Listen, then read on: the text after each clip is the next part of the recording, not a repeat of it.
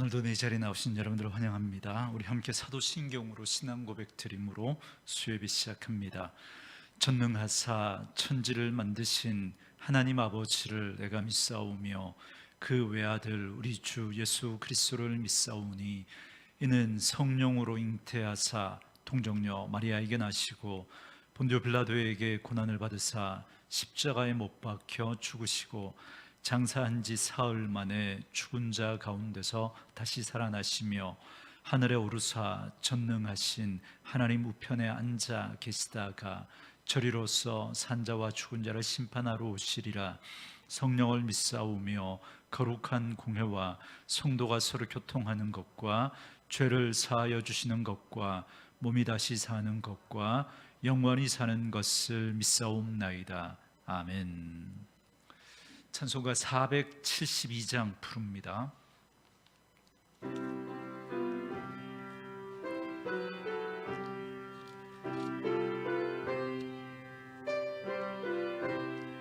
내 병든 손 내밀라고 주 예수님 말씀하네. 그 말씀을 굳게 믿고 병든 손을 내밀어라. 옛날같이 오늘날도 주 권능이 크시오니 전능하신 권능으로 병든 내 몸 고치리라. 내 병든 손 내밀어라. 주 예수님 고치시리. 내 병든 손 내밀어라. 주님 고치시리라. 기도하는 손 내밀고 믿음의 손 내밀어라. 순종의 손 내밀어서 주님의 손 붙잡아라. 저 갈릴리 바다에서 주 예수님 행하신 일 오늘날도 믿는 자는 그 능력을 보리로다. 내 병든 손 내밀어라. 주 예수님 고치시리. 내 병든 손 내밀어라. 주님 고치시리라. 모든 의심 물리치며 허약한 마음 사라지니 주를 믿는 마음으로 주님 앞에 손 내밀라. 주 예수는 자비하사 크신 사랑 베푸시니 지체 말고 믿는 자는 영생복을 받으리라. 내 병든 손 내밀어라. 주 예수님 고치시리. 내 병든 손 내밀어라. 주님 고치시리라.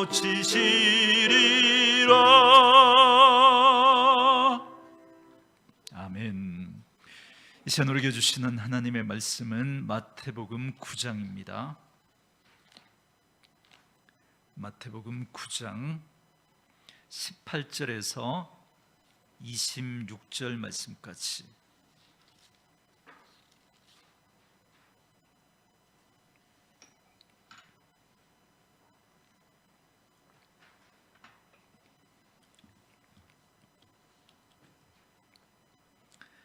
마태복음 9장 18절에서 26절 말씀까지 우리 말씀 찾으셨으면 한 목소리로 같이 읽습니다. 예수께서 이 말씀을 하실 때 한 관리가 와서 절하며 이르되 내 딸이 방금 죽었사오나 오셔서 그 몸에 손을 얹어 주소서.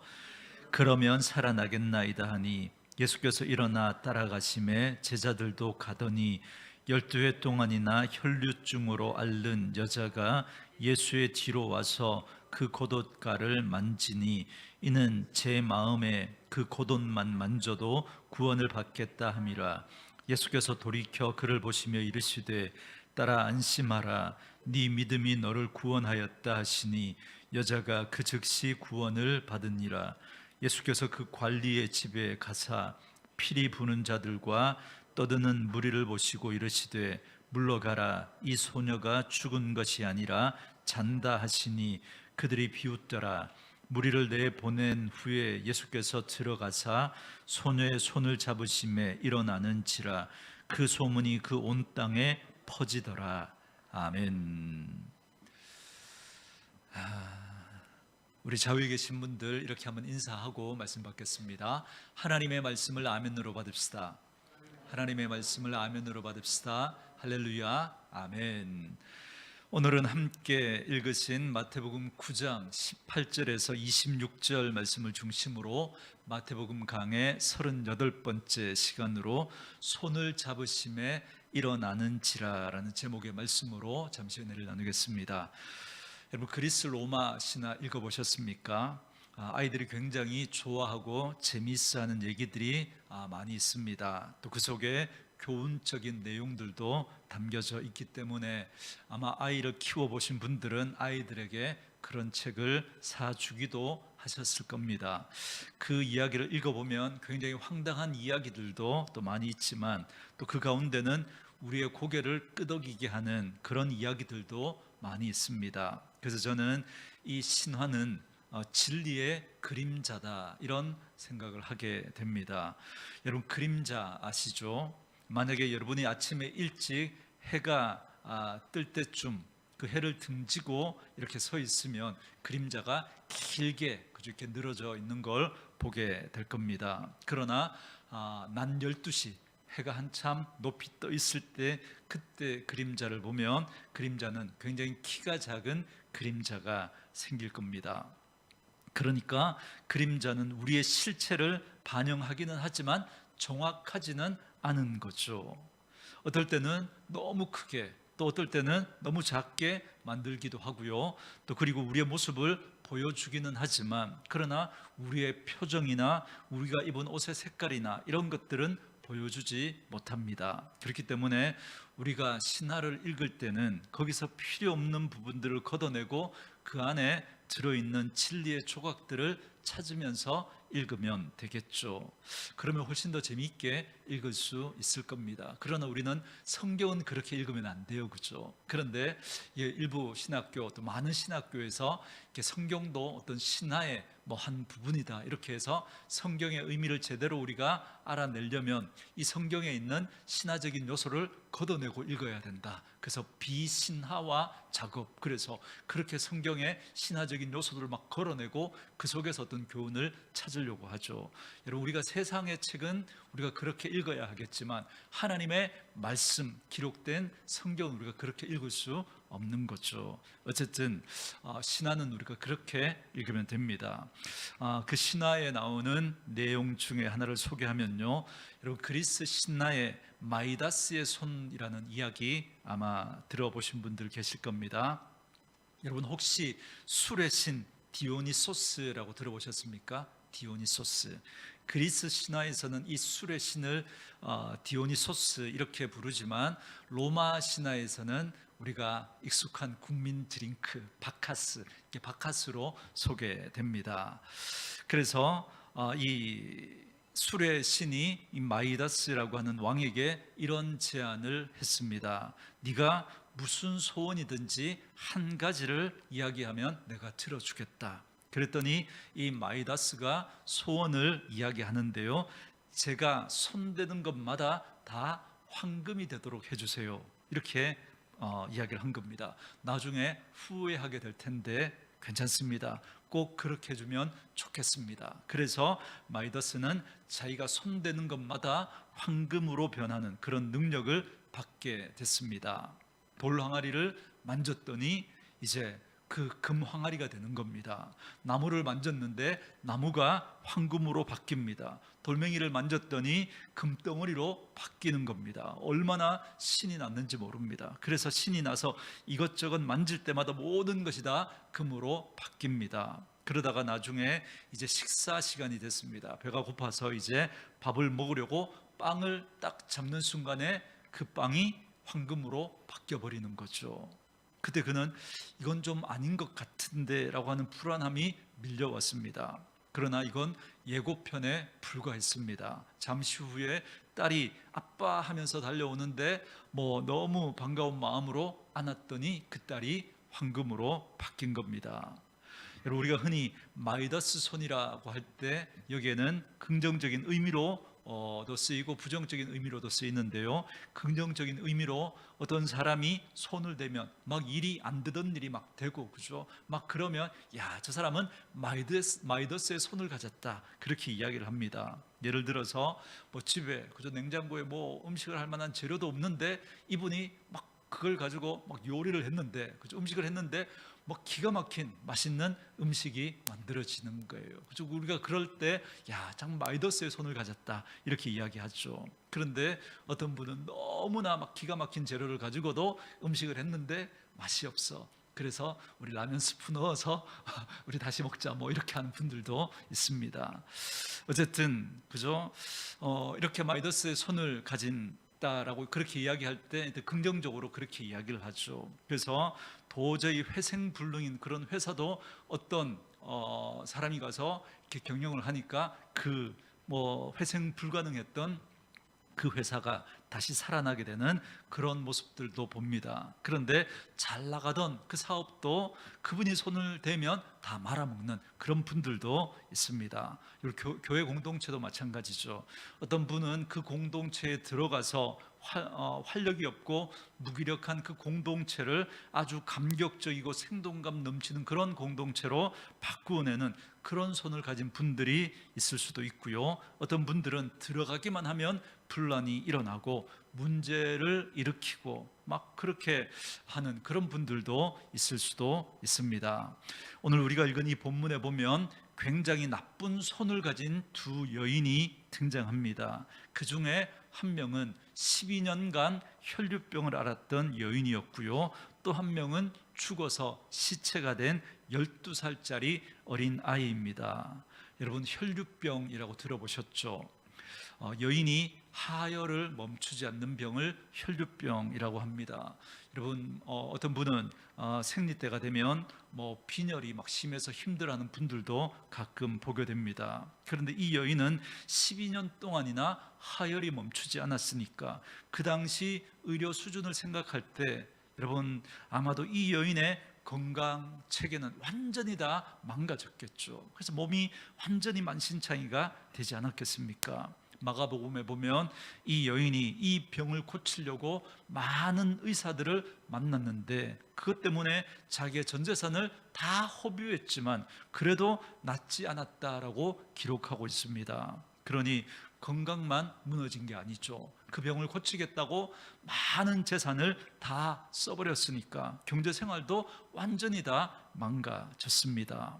그런데 이것보다 더 심각한 어떤 문제가 있었는데요. 여러분, 레위기 15장에 보면 여인이 하혈을 하는 동안은 부정해진다라고 하는 법이 있습니다. 물론 처음에 이 율법을 주신 이유는 여인들을 보호하기 위해서 준 것이긴 하지만 어쨌거나 하혈하는 동안은 이 여인은 부정한 겁니다. 그래서 생리가 끝나면 정결 의식을 치르고 나서 비로소 일상생활로 복귀할 수 있었습니다. 그런데 이 여인은 12년 동안이나 혈류병으로 그 하혈이 멈추지 않은 겁니다. 그러면 이 여인은 어떤 상태로 계속 있는 거예요?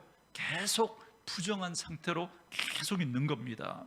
그런데 자기만 부정한 게 아니라 이 여인이 손을 대면 이 여인이 손을 대는 그 모든 것은 다 부정해집니다. 이 여인이 앉았던 자리도 부정해지고요, 이 여인이 누웠던 침대도 부정해지고요, 심지어 이 여인이 앉았던 그 침대나 그 의자에 다른 사람이 손을 대면 그 손을 댄 그 사람이 또 부정해집니다. 그러니까 다른 사람을 오염시키고 더럽게 만드는 일을 이 여인이 하고 있었던 겁니다. 그 당시 개념으로. 한마디로 이 여인은 저주받은 마이더스 손을 가진 그런 삶을 살고 있었던 거죠. 살아있지만 죽은 거나 다름없는 그런 삶을 이 여인이 12년 동안이나 살아왔던 거죠. 그리고 오늘 본문에 보면 또 한 명의 여인이 등장하는데요, 이 여인은 12살 된 어린 아이입니다.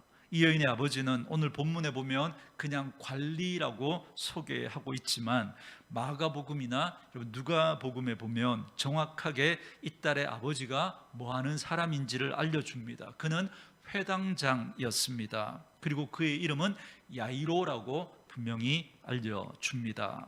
여러분, 회당장이 뭔가 하면요, 이스라엘 백성들이 흩어져 살면서 저 멀리 있는 성전까지 갈 수가 없으니까 자신들이 모여있는 곳곳에다가 이렇게 회당을 만들어 놓고 그 회당에 모여서 하나님께 예배도 드리고 말씀도 가르치고 그렇게 했습니다.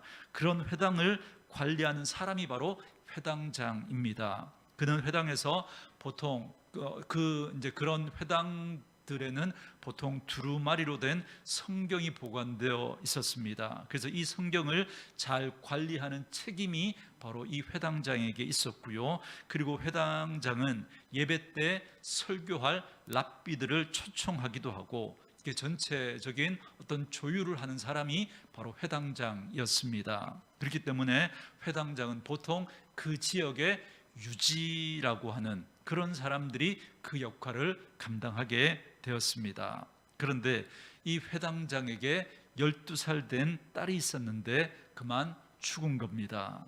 여러분, 12살이 된 딸, 그러면 여러분 떠오르는 이미지가 어떤 거예요? 너무너무 이쁘고 사랑스럽고 한참 파릇파릇 자라나야 할 그 아이가 죽은 겁니다. 그런데 아무리 예쁘고 귀여운 아이도 죽으면 뭐가 되는 거예요? 시체가 되는 거죠, 시체가. 그런데 문제는 뭔가 하면 율법에서도 이 시체를 만지면 사람이 부정해진다, 더러워진다라고 이야기하고 있습니다. 물론 이런 율법을 주신 이유는 역시 우리를 보호하기 위해서 주신 겁니다. 여러분, 당시에는 바이러스라고 하는 그런 개념도 없었을 때입니다. 전염병에 대한 인식의 수준도 지금 우리가 생각하는 그런 수준 이하였습니다. 그렇기 때문에 함부로 죽은 사람을 잘못 만졌다가는 여러분, 그 사람이 굉장히 심각한 전염병으로 죽은 건데 그저 함부로 손을 대면 어떻게 됩니까? 많은 사람들에게 이 전염병이 퍼질 수도 있기 때문에 그걸 막기 위해서 시체를 함부로 만지지 못하도록 율법에서 시체를 만진 자는 부정하다라고 그렇게 말씀하고, 그 시체를 만진 사람은 격리해서, 그죠? 공동체로부터 격리해서 그렇게 어떤 전염병이 혹시나 퍼질지도 모르니까 그걸 막기 위해서 그렇게 율법으로 규정해 놓았던 거죠. 어쨌거나 죽은 시체를 만지면 부정해집니다. 그러니까 이 죽은 어린아이의 손이 닿으면 사람들은 다 부정해지는 겁니다. 그러니까 오늘 본문에 등장한 두 여인의 공통점이 있죠. 물론 한 명은 살아있고 한 명은 죽은 사람이니까 서로 다르긴 하지만, 그러나 공통점은 뭐예요? 누구든지 이 여인에게 닿으면 부정해진다라는 겁니다. 그런데 이 두 여인이 오늘 본문에 보면 예수님을 만납니다. 여러분, 제가 복음서 읽을 때 팁을 여러분들에게 알려드렸죠. 문제가 있는데 거기에 예수님이 등장하면 우리가 그 뒷 내용 읽지 않아도 예상할 수 있다고. 문제는 어떻게 될 거라고요? 해결될 겁니다. 그런데 예수님이 계시다가 떠나시잖아요. 그러면 여러분, 우리 예측할 수 있죠. 거기에 반드시 문제가 생길 거라고요. 그래서 아니나 다를까 놀라운 일이 생기게 됩니다. 이 여인에게 몸이 닿으면 다 부정하게 됩니다. 그런데 예수님은 누구에겐가 닿으면 부정해지는 이 여인이 자기 몸에 손을 대는 걸 용납하십니다. 그럴 뿐만 아니라 더 적극적으로 예수님은 의도적으로 부정한 그 죽은 어린 아이, 그 아이를 만지십니다. 그때 어떤 일이 일어났습니까? 이 두 여인 때문에 예수님이 부정해진 게 아니라 예수님의 생명의 능력이 이 두 여인을 완전히 새롭게 바꾸어 놓았습니다. 하혈하며 12년간 혈류병을 앓던 여인이 건강함을 되찾았고요. 더 놀라운 건 죽었던 이 아이가 자리에서 일어나게 되었습니다. 그런데 오늘 본문을 잘 보면요, 오늘 본문하고 똑같은 이야기가 마가복음에도 또 누가복음에도 나오는데요, 차이가 있는 걸 알 수 있습니다. 우리가 이렇게 복음서에서 똑같은 이야기가 나오는 그런 본문을 읽을 때 병행하는 그 본문들을 같이 펼쳐놓고 비교하면서 읽으면 그 속에서 공통점을 찾을 수도 있고 또 차이점을 찾을 수도 있습니다. 그래서 한 본문만 읽을 때는 알지 못했던 다른 본문에서 이런 이야기가 있었구나, 이런 걸 말하려고 하는구나, 그런 것들을 찾아낼 수 있습니다. 그래서 병행하는 그 본문을 우리가 같이 읽는 건 굉장히 도움이 됩니다. 그런데 이 세 본문을 딱 펼쳐놓고 보면 굉장히 특이한 차이점이 있는데요, 마가복음은 이 이야기를 굉장히 길게 기록해 놓았다는 걸 알 수 있습니다. 오늘 본문은 9절로 이렇게 짧게 이렇게 소개를 하고 있는데요, 마가복음에서는 무려 23절이나 되는 긴 이야기로 만들어서 아주 자세하게 기록해 놓았습니다. 그리고 누가복음도 17절 정도로, 그래도 꽤 긴 분량으로 기록되어져 있습니다. 그런데 오늘 우리가 읽은 마태복음은 단 9절만 기록되어 있습니다. 그래서 이 이야기를 쭉 펼쳐놓고 보면 누군가 내 몸에 손을 댔다고 예수님이 이야기할 때 제자들이 아이고 예수님 무슨 말씀을 하십니까? 지금 사람들이 얼마나 지금 많은데 막 밀고 당기고 하는데, 그래서 막 사람들이 막 부딪히고 그러는데 뭐 누가 내 몸에 손을 댔다 그러면 그 사람이 누군지 어떻게 알겠습니까? 뭐 이렇게 이야기하는 내용들이 나옵니다. 그런데 마태복음에는 그런 이야기들이 전혀 나오지 않습니다. 그러니까 굉장히 재미있고 드라마틱한 그런 이야기를 마태는 싹 걷어내고 진짜 뭔가 하나를 강조하려고 지금 하고 있는 거죠. 그래서 다시 말하면 마태는 우리 독자들의 시선이 이 혈류병 앓는 여인이나 이 야이로라고 하는 회당장이나 아니면 그의 죽은 딸 거기에 우리의 시선이 쏠리는 걸 막아내고 대신에 이 여인에게 생명을 주신 그 예수 그리스도에게 우리의 시선이 집중하도록 다른 모든 이야기들은 다 걷어내고 그렇게 예수님에게 우리의 시선을 모아가고 있다는 걸 알 수 있습니다. 아마 여러분도 이 마태, 마가, 누가복음을 읽어보시면 왜 같은 이야기를 세 번이나 기록했나 이렇게 생각할 수 있겠지만, 사실 여러분 이 이야기들을 잘 보시면 같은 걸 세 번 반복하는 게 절대 아닙니다. 각자의 그 저자의 관점에 따라서 정말 강조하고 싶은 이야기가 따로 있다는 걸 알 수 있습니다. 지금 마태는 우리의 눈이 다른 데로 향하지 못하도록, 그래서 오직 예수 그리스도에게 포커스를 맞추도록 그렇게 본문을 기록하고 있는 겁니다. 혹시 여러분 지난주 말씀 기억나십니까? 새 포도주는 새 부대에 넣어야 한다. 낡은 가죽 부대에다가 새 포도주를 넣으면 부대도 터져서 못 쓰게 되고 포도주도 버리게 된다라는 이런 말씀을 하셨습니다. 그런데 오늘 말씀을 통해서 주님은 무엇이 낡은 가죽 부대이고 그리고 무엇이 새로운 포도주인지를 아주 상세하게 우리에게 설명해 주고 계신 겁니다. 어떻게 하면, 그래서 오늘 이 기적을 통해서 예수님께서 그걸 우리에게 보여주고 있는데요, 그 당시 바리새인들은요 어떻게 하면 자기들이 거룩한 삶을 살 수 있을까 이걸 고민하면서 그들이 찾아낸 방법이 뭐냐면 이겁니다. 더러운 것들과 결별하는 겁니다. 더러운 것들과 결별하는. 그래서 절대 더러운 거 만지지 않고요, 절대 손대지 않습니다. 더러운 사람 만나지 않습니다. 절대 그들과 식사하거나 그들과 접촉하지 않습니다. 그래서 나병 환자를 만났을 때 어떻게 합니까? 멀리하죠. 멀리 격리시키고 그 나병 환자와 가까이 하지 않으려고 합니다. 자기들 스스로를 거룩하게 자기 스스로를 지키려고 그들은 그렇게 했던 거죠. 그리고 또 이렇게 했죠. 세리들 그리고 죄인들 절대 만나지 않고 그들과 확실한 선을 긋고 자기들은 거룩함을 지키려고 했던 겁니다. 그래서 오늘 본문에 나오는 혈류병 걸린 여인도 죽은 시체도 절대 그들은 만지지도 않고 가까이 하지도 않으려고 했습니다. 그렇게 함으로써 자기들을 거룩하게 지키려고 했던 거죠. 이게 뭐냐면 이게 낡은 가죽 부대라는 거예요. 그들이 그 거룩을 지켜내려고 그들이 그 더러운 것, 부정한 것들과 가까이 하지 않고 그것들과 결별하고 그것들과 만지지 않으므로 나를 거룩하게 지켜내려고 했던 그 생각이 바로 낡은 가죽 부대라는 겁니다. 반면에 예수님은 나병 환자에게 다가가셔서 그에게 손을 대시며 그를 치유해 주셨고요, 죄인이라고 손가락질 받는 그 세리들, 그들의 친구가 되어 주셨습니다. 그리고 오늘 본문에도 보면 이 사람에게 닿으면 더러워진다라고 해서 아무도 가까이 하지 않는 이 혈류병 걸린 여인이 예수님에게 손을 대는 걸 허락하십니다. 그뿐만 아니라 그렇게 자신의 몸에 손을 댄 이 여인을 추적해서 찾아내셔서 그 여인을 치유해 주셨습니다. 그리고 시체라고 아무도 만지려고 하지 않았습니다. 그 만지는 걸 두려워하면서 자기가 더러워질까 봐, 오염될까 봐 멀리 격리하려고 했지만, 그러나 예수님은 이미 죽은 그 아이의 손을 잡아 일으키셨습니다. 다시 말하면 주님은 그냥 격리하고 피해서 자기를 지키시는 분이 아니라 오히려 문제투성이인 그 사람들에게 찾아가셔서 그들의 삶을 완전히 새로운 삶으로 바꾸어 주시는 겁니다.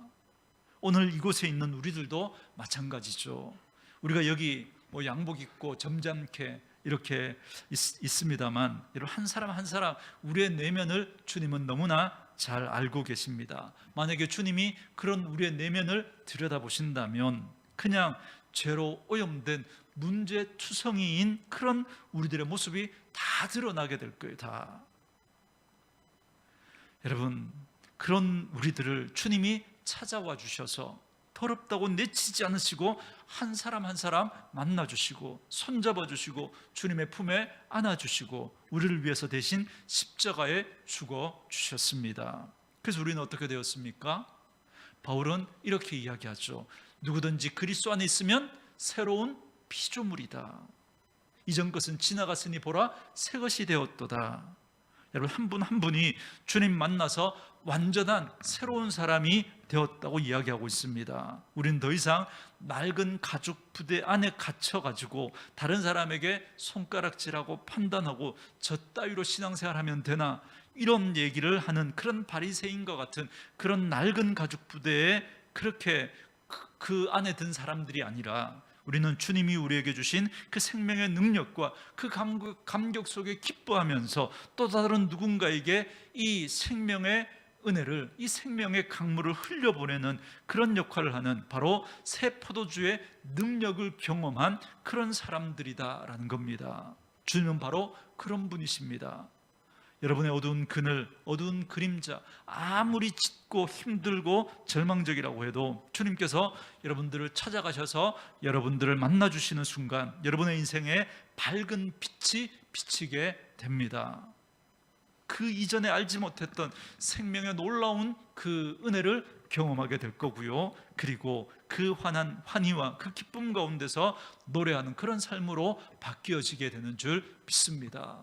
그러므로 우리는 그 은혜를 받은 사람들인 거죠.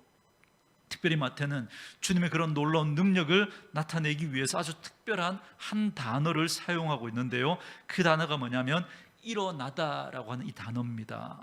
우리 여러분 18절 말씀을 같이 한번 읽어볼까요? 오늘 본문 18절 같이 한번 읽겠습니다. 시작. 예수께서 이 말씀을 하실 때에 한 관리가 와서 절하며 이르되 내 딸이 방금 죽었사오나 오셔서 그 몸에 손을 얹어 주소서. 그러면 살아나겠나이다 하니 아멘. 자, 여기 보니까 지금 이 아이가 막 죽었다는 거예요. 그렇죠? 19절도 우리 같이 한번 읽어볼까요? 19절 읽습니다. 시작. 예수께서 일어나 따라가심에 제자들도 가더니 아멘. 자, 여기 일어나라는 단어가 나오죠. 그렇죠? 여러분, 일어나다라는 건 이런 거죠.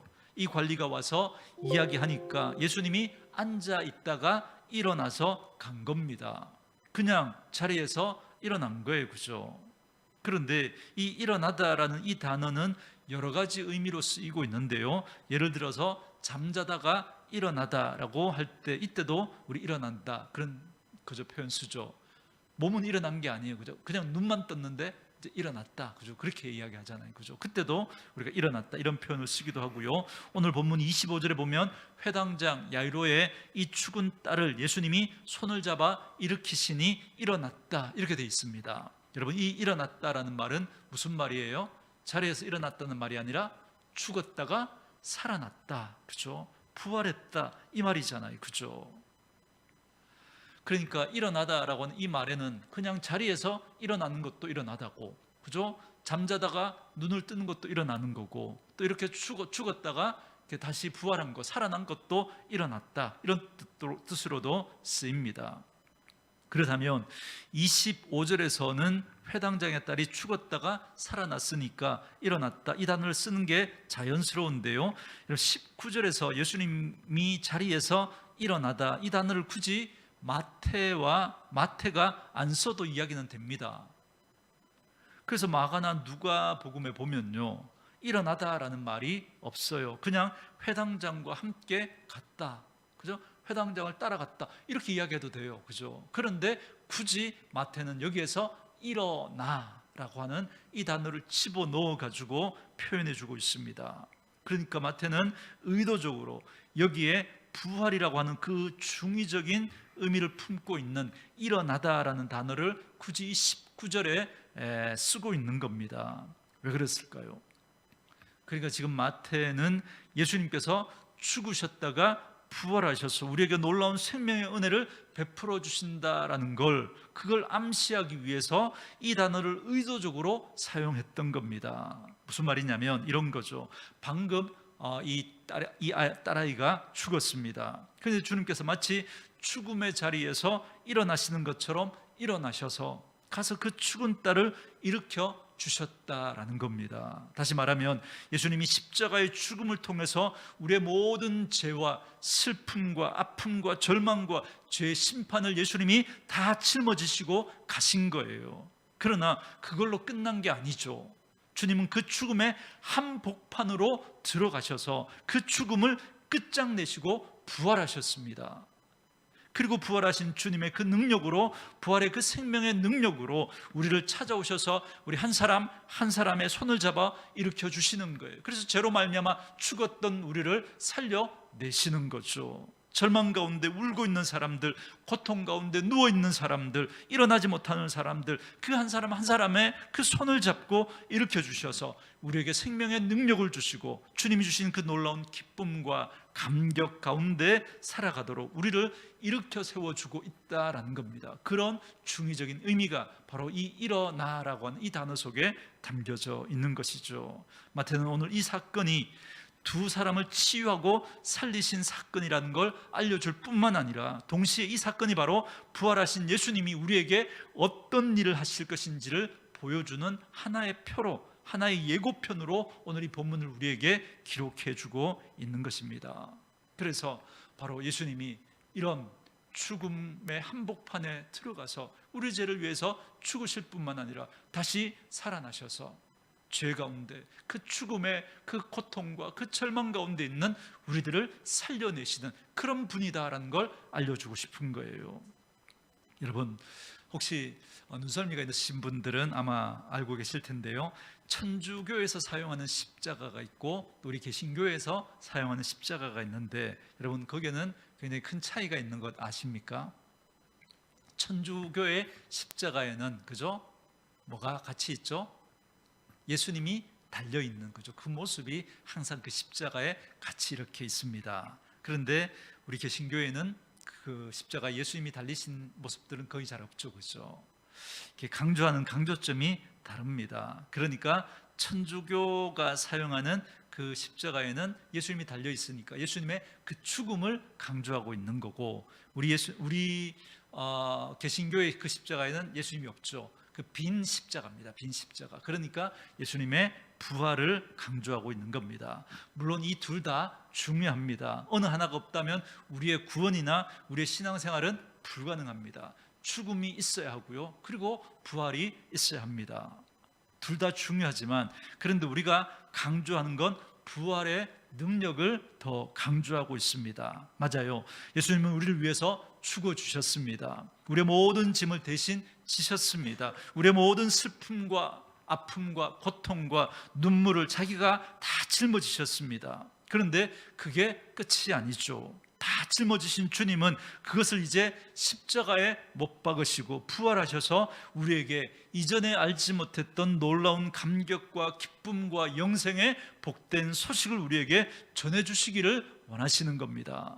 오늘 이 시간 주님이 여러분을 찾아오셔서 한 분 한 분의 손을 잡아주시기를 소망합니다. 여러분의 눈에서 눈물을 닦아주시고, 여러분의 인생의 그 아픔을 치유해 주시고, 정말 죽은 것 같은 그 삶의 그 삶이 그 예수 그리스도의 그 부활의 능력으로 다시 회복되어지는 그런 은혜가 있기를 원합니다. 여러분, 어떤 분들은 죽지 못해 마지 못해 사는 분들이 있다, 그렇게 말씀하는 분들이 있습니다. 그러나 그러한 분들도 오늘 부활하신 그 주님을 만나게 되면, 오늘 예수님께서 이 죽은 아이를 향하여 달리다굼 소녀야 일어나라, 그렇게 말씀하신 것처럼 다시 일어나게 될 줄 믿습니다. 그 주님을 만나면 그런 죄와 그 죽음의 그 슬픔 가운데 있는 우리 인생의 새로운 기쁨과 감격과 은혜의 삶이 회복될 줄 믿습니다. 그런 은혜가 저와 여러분에게 있기를 원합니다. 특별히 예수님께서 이 회당장의 집으로 갈 때 이제 가보면 이 아이가 죽어 있습니다. 근데 죽은 아이에게로 가니까 사람들이 뭐라 그래요? 이미 죽었습니다. 이렇게 할 때 예수님이 이런 말씀을 하시죠. 이 소녀가 죽은 게 아니라 잔다. 그때 사람들이 비웃었습니다. 이분이 아직 분위기를 제대로 파악하지 못하고 있구나. 이미 죽었습니다. 무슨 말이죠?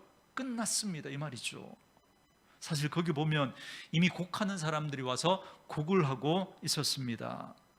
여러분, 이 유대인들의 이 풍습은요, 누가 죽으면 가족들이 곡을 하는데, 그런데 곡할 사람이 좀 부족하면 사람들을 사서 돈을 주고 곡하는 사람들을 데리고 와서 곡을 하기도 했습니다. 지금은 뭐 그런 걸 잘 보지 못하는데요, 한 15년 20년 전만 해도 장례식장에 가면 삼배 옷을 입고 머리에 뭘 이렇게 쓰고 지팡이를 잡고 아이고 아이고 이렇게 하는 거, 이런 장례식에서 많이 볼 수 있습니다. 그래서 이 초상집에 가보면요, 이 곡소리가 막 들려요. 그런데 가만 보면요, 울지도 않고 그냥 아이고 아이고 그럽니다. 아이고 아이고 그러다가 누가 오면요, 오셨습니까? 그러고 그죠? 뭐 아이고 아이고 하다가 뭐 주문을 받기도 하고요, 뭐 드실 뭐 이런 모습들을 봅니다. 그런데 그죠? 그러니까 이 무슨 말이냐면, 이게 슬픔에 대해서 전혀 이렇게 정말 슬퍼하는 건가라는 그런 마음이 들 만큼, 그죠? 이제 그게 그냥 하나의 의식으로 이제 그렇게 하는 거죠. 만약에 여러분, 이 유대인들의 그 풍습에 따라 아마 돈을 주고 곡을 하는 사람들도 어떻겠습니까? 진짜 그 슬픔을 공감하기보다 어쩌면 이렇게 겉으로만 아이고 아이고 뭐 이렇게 하고 있었을지 모르겠습니다. 그런데 주님은 그들에게 이 소녀가 죽은 게 아니라 잔다, 이렇게 말씀하셨습니다. 주님은 지금 죽은 거랑 자는 걸 구분하지 못해서 이렇게 말씀하시는 걸까요? 아니죠. 주님이 보실 때는, 우리 인간이 생각하는 그런 절망적인 죽음이 예수님이 보실 때는 뭐 자는 것 정도밖에 안 되는 거죠. 예수님에게는. 아마 여기 계신 분들 중에도 사랑하는 가족들을 먼저 이렇게 떠나보내신 그런 분들이 계실 겁니다. 그런데 주님이 보실 때는 이게 자는 것 정도밖에 안 되는 거죠. 옛날에 이런 이야기 아마 여러분들도 많이 들어보셨을 것 같습니다. 어떤 아이가 죽을 병에 걸려서 이제 마지막 그 죽음의 시간을 이렇게 보내고 있습니다. 그래서 아버지가 그 딸아이의 그 마지막 순간을 함께 하면서 그렇게 옆에 있는데요, 아이가 죽어가면서 아빠에게 이렇게 물어봅니다. 아빠, 이제 저는 어떻게 되는 거예요? 그랬더니 아빠가 이렇게 이야기합니다.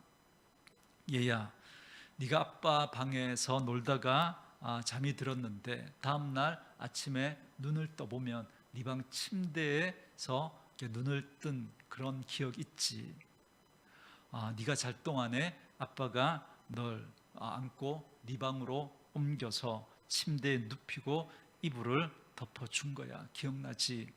오늘 네가 여기서 아빠 품에 잠들지만 그러나 내일 네가 눈을 뜨면 예수님 품에서 눈을 뜨게 될 거야. 그렇게 이야기를 해줬답니다.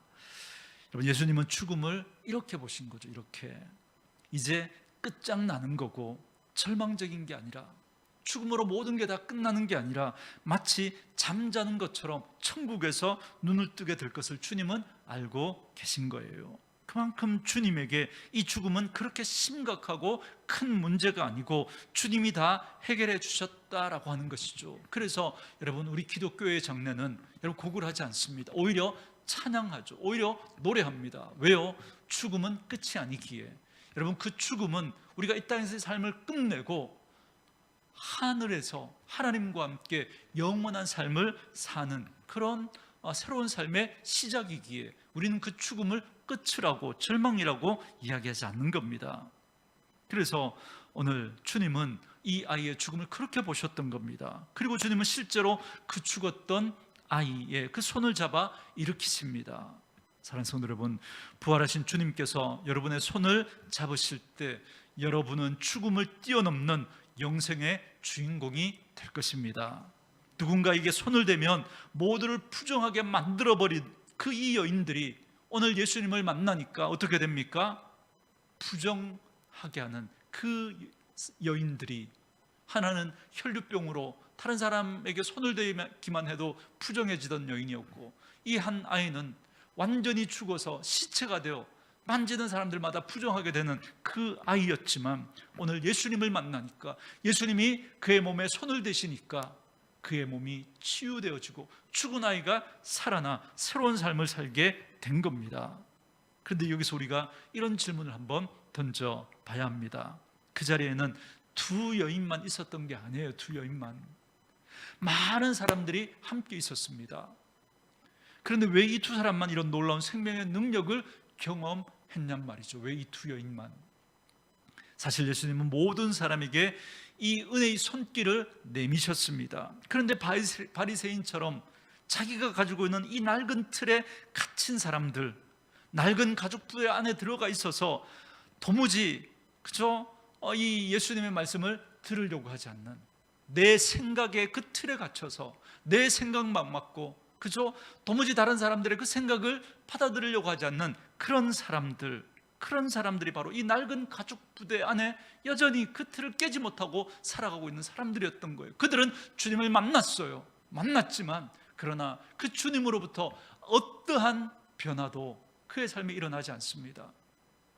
혈류병이 12년 동안 누구에게도 고침받지 못했던 그 혈류병이 낫는 경험을 했던 여인도 있고, 죽었다가 살아나는 그런 경험을 했던 아이도 있는데 그에게는 아무런 일도 일어나지 않습니다. 예수님을 눈으로 보고 만나는 그 현장에 있었으면서도 그들은 예수님이 내미는 손을 거부했던 거죠. 거부한 그들은 주님이 그런 은혜를 경험하지 못했습니다. 그리고 거부하지는 않았지만 그런 예수님을 그냥 구경만 했던 사람들도 그런 은혜를 경험하지 못했습니다. 그러나 예수님의 그 은혜를 경험했던 사람들은 어떤 사람이었습니까? 자기에게 소망이 없다는 걸 알고 정말 가난한 마음으로, 애통하는 마음으로, 의에 줄이고 목마른 마음으로 주님 앞에 나아갔던 사람들, 주님은 그들의 그런 마음을 믿음으로 보셨던 거예요. 그래서 이 혈류병 앓던 여인, 어떤 의사도 고쳐주지 못했던 이 여인이 저분의 옷자락에만 내가 손을 대도 내 병이 나을 거라고 하는 그 간절한 그 마음, 낮은 마음, 그리고 구하고 찾고 두드리는 그 마음으로 한 걸음 한 걸음 주님 앞에 나아가 그 옷자락에 손을 대었을 때 이 여인이 나은 거예요. 여러분, 방법의 문제가 아니다. 늘 말씀드리죠. 믿음은 방법의 문제가 아니에요. 여러분, 모든 종교는 방법으로 접근합니다. 어디 가서 그저 어디를 만지면 뭐 아들을 낳는다더라. 거기 가보면 맨질맨질해요. 여러분, 예수님의 옷자락을 만지는 거나 여러분 거기 어디 가서 어디를 만지면 뭐 아들을 낳는다더라. 그 말이냐 여러분, 뭐가 달라 보여요? 뭐가? 방법의 문제가 아닌 거예요. 방법의 문제가. 기도를 했느냐 안 했느냐의 문제가 아닌 거예요. 마음의 문제인 거예요. 마음의 문제. 나에게는 아무런 소망이 없다. 나는 예수 아니면 살아갈 수 없는 자이다라고 하는 그 간절한 마음, 그 마음을 가지고 주님을 찾고 붙들고 만나는 그 사람이 주님을 만나게 되는 거예요. 진짜 주님을 만나게 되는 거예요. 10년, 20년, 30년 신앙생활해도 왜 내 믿음 생활 가운데 아무런 변화도 일어나지 않는가? 마음의 문제인 거예요. 우리의 마음이 너무 높아서 예수를 믿긴 하지만, 교회를 다니긴 하지만, 그러나 주님께서 내 삶의 이 문제 가운데 주님이 손대 주셔야 한다라고 하는 그 마음이 없는 거예요. 그래서 기도하지 않는 거예요. 그래서 주님을 찾지 않는 거예요. 그래서 아무런 변화도 일어나지 않는 것이죠. 사랑하는 딸을 잃어버리고 정말 소망 없던 그 아버지가 주님 앞에 무릎 꿇을 때, 자기도 나름 이 지역의 유지인데 이 무명의 랍디에게 무릎 꿇는 거, 여러분 이거 아마 부담되지 않았겠습니까? 다른 사람들이 자기를 어떻게 볼까? 우습게 보지는 않을까? 이런 그런 마음 왜 있지 않았겠습니까? 그러나 그 아버지는 그런 걱정들을 다 내려놓고 자기를 부인하는 거죠. 자기 체면, 자기 자존심 다 내려놓고 무릎을 꿇고 도와주십시오. 그 낮은 마음으로, 가난한 마음으로, 애통하는 마음으로, 추리고 목마른 마음으로 나아갔을 때 그 삶 가운데 놀라운 주님의 능력을 경험하게 되었던 겁니다. 오늘 우리에게 필요한 자세가 바로 이겁니다.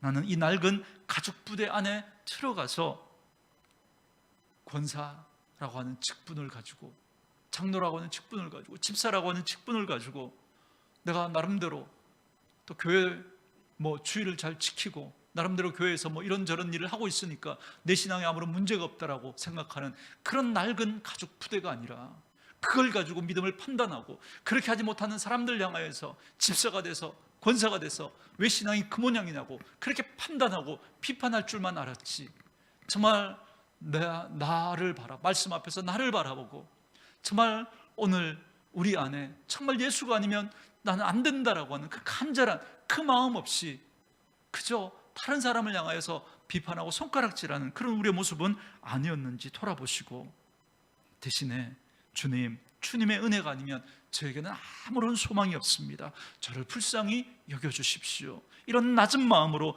주님 앞에 엎드려 나아갈 때 주님은 그분의 손을 잡아주시고 일으켜주시고 새로운 생명의 능력으로 부어주실 줄 믿습니다.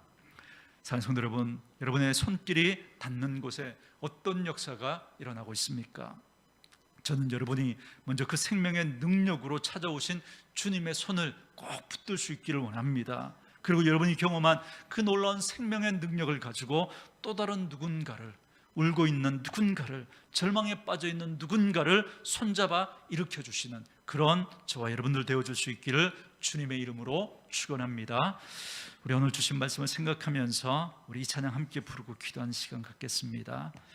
주 부르심 따라 예수 이름 부르며 사람을 살리는 노래인데요, 우리가 그렇게 다른 사람들을 살릴 수 있는, 그러기 위해서는 우리가 먼저 주님의 그 부활의 능력으로 우리에게 찾아오신 그 주님의 손길을 우리가 붙들어야 합니다. 그걸 경험해야 합니다.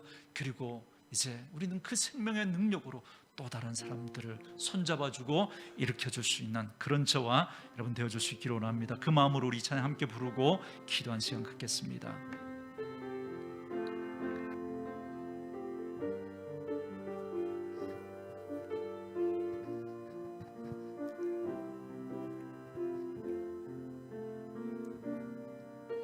주 부르심 따라 예수 이름 믿으며 나의 인생을 드렸네.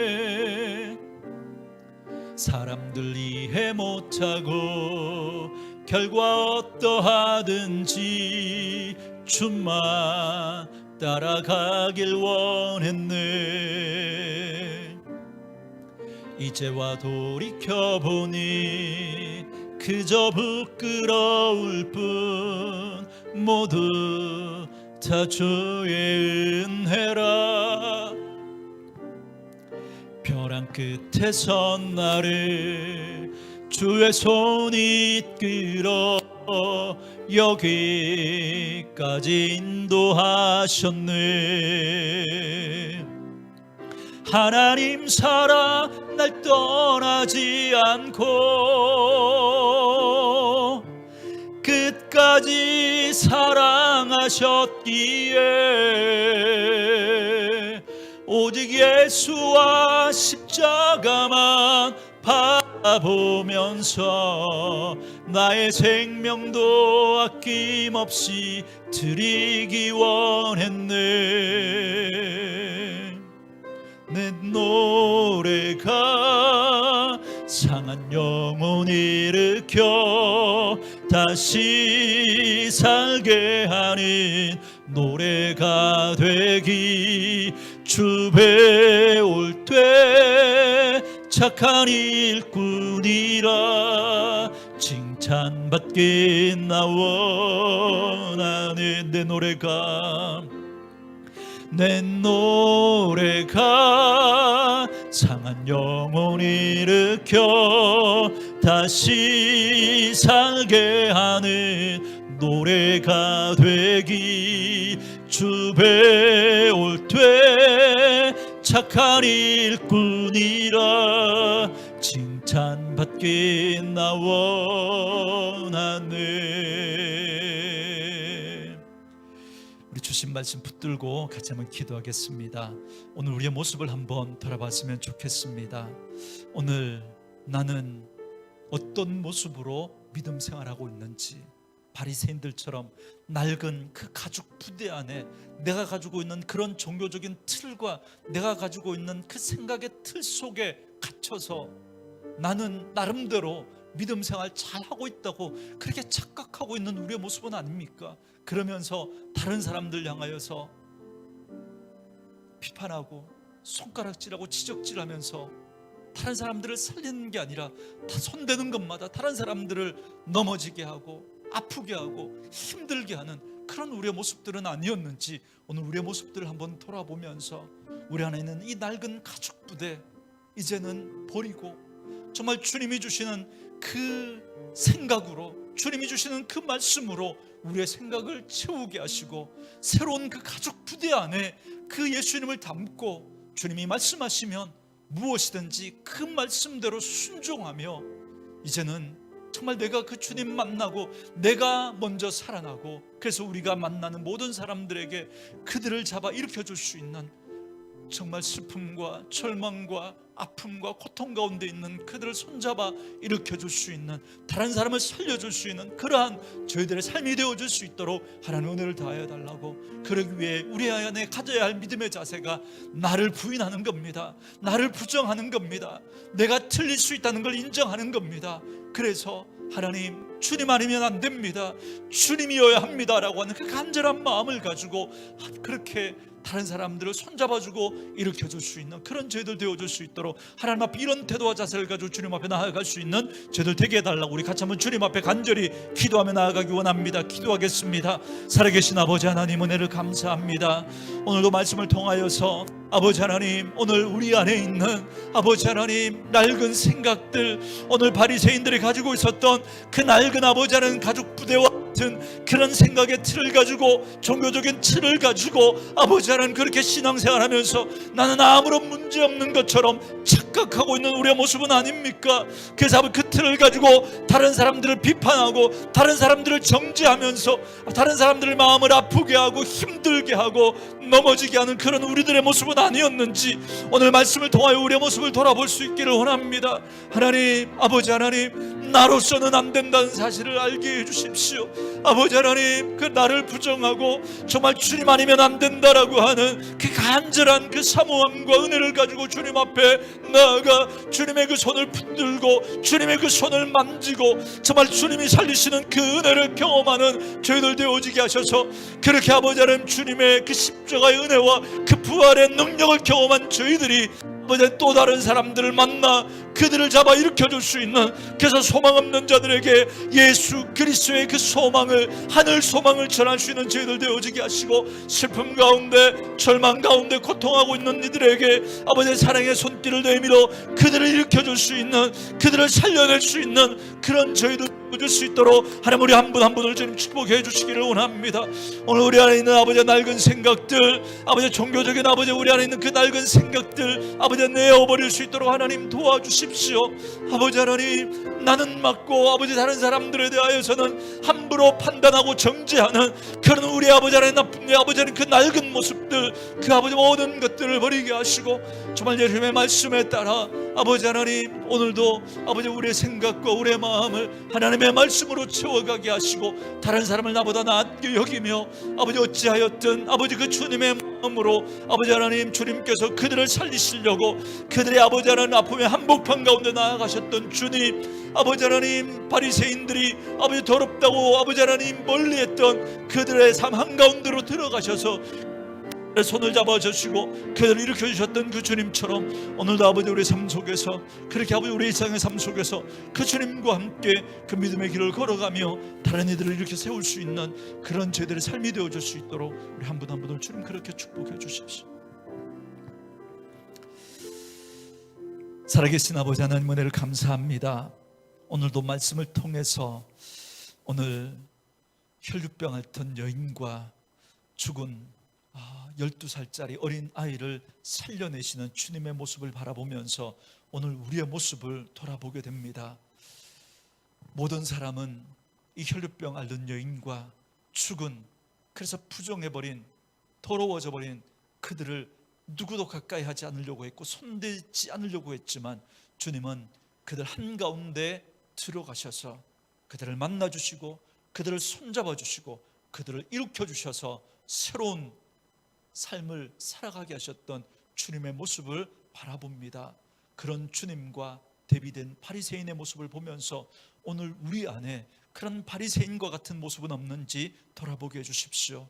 우리의 생각의 틀에 갇혀서, 우리의 종교적인 틀에 갇혀서 마치 낡은 가죽 부대 안에 그 예수님을 담고 내 생각으로 그 예수님을 이렇게 재단하고 저렇게 재단하면서 내 생각대로 믿음 생활하고 있었던 우리들에게 오늘 도전해 주시는 이 말씀을 우리가 받기를 원합니다. 주님, 나를 부인하고 내 생각의 틀을 깨고 내가 틀릴 수 있다라고 하는 것을 인정하고, 하나님 주님 아니면 안 된다라고 하는 그 간절한 그 믿음의 태도와 자세를 가지고 주님 앞에 나아갈 수 있는 저희들 되게 해주십시오. 아무런 문제 없는 것 같지만, 그러나 우리의 속을 들여다보시면 문제투성이인 그런 우리의 모습들을 보게 됩니다. 주님, 자꾸만 종교적인 틀로 감싸고 아무 문제 없는 것처럼 그렇게 살아가지 않게 하시고 주님 앞에 있는 모습 그대로 나아가, 주님 아니면 안 됩니다, 주님 나를 만나 주십시오, 주님 살려 주십시오, 그 간절한 믿음의 태도와 자세가 우리 가운데 있게 하셔서 그 주님을 만나는 은혜와 감격이 우리 안에 있게 해주십시오. 그래서 그 주님께서 우리를 만나 주시고 우리를 일으켜 주실 때 하나님, 우리가 그 은혜를 가지고 또 우리의 삶의 현장 속에 들어가 그렇게 죽음의 고통과 슬픔과 아픔과 절망 가운데 있는 이들에게 손 내밀어 그들의 손을 잡아 일으켜 줄 수 있는 저희들이 되어줄 수 있도록 은혜를 다하여 주십시오. 하나님, 그런 삶을 살아가기를 원합니다. 아버지 하나님, 우리가 하는 그 말 때문에 다른 사람들이 상처받고 넘어지고 그렇게 힘들어하는 그런 저희들이 아니라, 내 판단의 틀을 가지고 사람들을 함부로 판단하면서 그렇게 넘어지게 하는, 거치게 하는 자가 아니라, 이제는 그 주님의 마음으로 하나님 내가 먼저 살고 그 주님의 손을 잡고 내가 먼저 살아나고, 그렇게 살아난 저희들이 또 다른 사람들을 일으켜 세워줄 수 있는 그런 삶을 살아갈 수 있는 우리 성도들 한 분 한 분 다 될 수 있도록 은혜를 다하여 주옵소서. 오늘도 그렇게 주님 앞에 믿음으로 살아가기를 소원하는 우리 귀한 성도들 한 분 한 분을 주님 만나주시고 손잡아 주시고 일으켜 주시고 그 은혜로 그 감격으로 살아가는 우리 귀한 성도들 다 될 수 있도록 축복해 주옵소서. 예수님의 이름으로 기도합니다. 아멘. 교회 소식 전합니다. 네, 교회 전자 요람에 들어갈 내용 중에 수정할 부분들이 있으신 분들은 알려주시기 바라고요.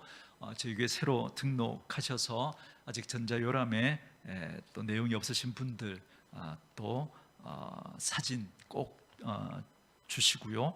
또 그리고 들어갈 내용들 아마 이렇게 등록 카드 있으니까 내용들까지는 안 주셔도 새로 등록하신 분들은 그 사진은 꼭 주셔야 우리 전자 요람에 들어갈 수 있습니다. 기부금 영수증이 필요하신 분들은 박필광 장로님에게 신청해 주시기 바랍니다. 다음 주 기도는 이진호 집사님이 하시는 일이 이제 그 격주로 이제 주일 오시기 때문에 우리 다음 주 기도는 진미경 권사님이 기도를 해 주셔야 할 것 같습니다. 오늘 안 나오셨는데요, 제가 따로 통지하도록 하겠습니다. 1월 청소는 계속해서 2구역이 섬겨주시겠습니다. 기타 광고는 주보를 참고해 주시기 바랍니다. 우리 주님 가르쳐 주신 기도로 예배를 마치겠습니다. 하늘에 계신 우리 아버지여, 이름이 거룩히 여김을 받으시오며 나라가 임하시오며 뜻이 하늘에서 이루어진 것 같이 땅에서도 이루어지이다. 오늘 우리에게 일용할 양식을 주시옵고 우리가 우리에게 죄지은 자를 사하여 준 것 같이 우리 죄를 사하여 주시옵고 우리를 시험에 들게 하지 마시옵고 다만 악에서 구하시옵소서. 나라와 권세와 영광이 아버지께 영원히 있사옵나이다. 아멘.